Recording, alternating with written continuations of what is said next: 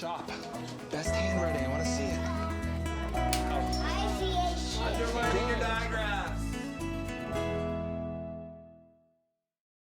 Reading and spelling are connected in ways that we often don't fully appreciate and understand. But in order to be a good and efficient reader, we need to be a good and efficient speller. We refer to these as decoding and encoding. Decoding is taking those symbols on the page and turning them into words. Encoding is taking the thoughts in our head and turning them into symbols that then become the letters of a word.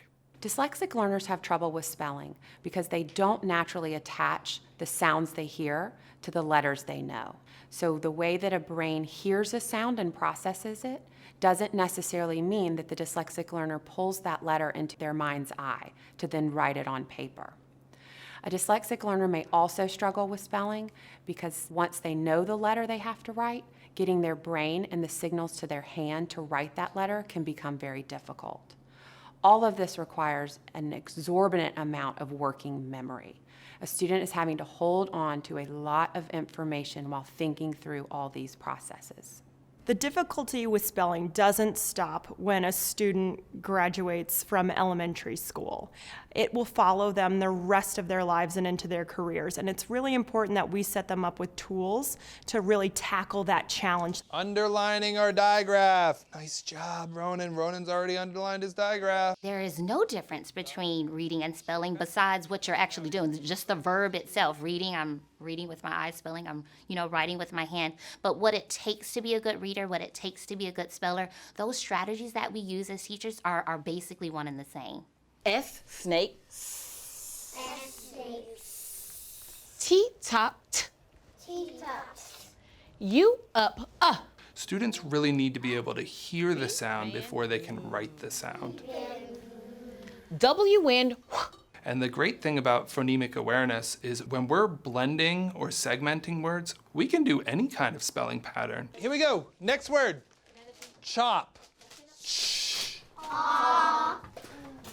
Chop. Come on. It's just a question of whether the students can hear that sound. And once they can hear it, we can give them the actual spelling for it, and then they can hold on to it. Q-U, queen, qua.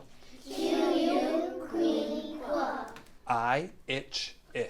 I, itch. Our deck drill is the foundation, and that's something we do every single day. J. Whoa, nice J. We go through the cards saying that letter, keyword, sound. X, fox. I like for them to practice daily so that it's something that becomes very intrinsic to them. Boys and girls, we have 5 vowels that we use to spell our CVC words. What does CVC mean? Consonant, vowel, consonant. We go through consonant, vowel, consonant words, or CVC words, so that students understand that spelling pattern. The color red. First, let's sound it out together. R, We do dictation almost every day. We're really looking for students to start by tapping out words. tap it out.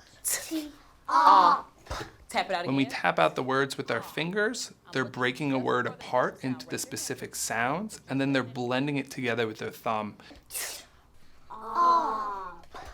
Top.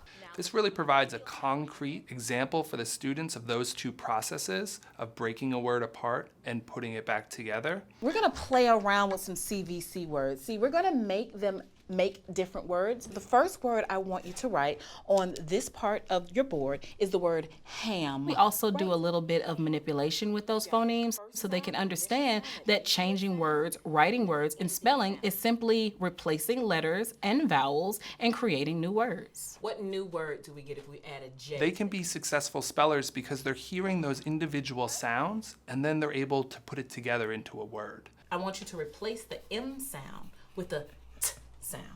Very good.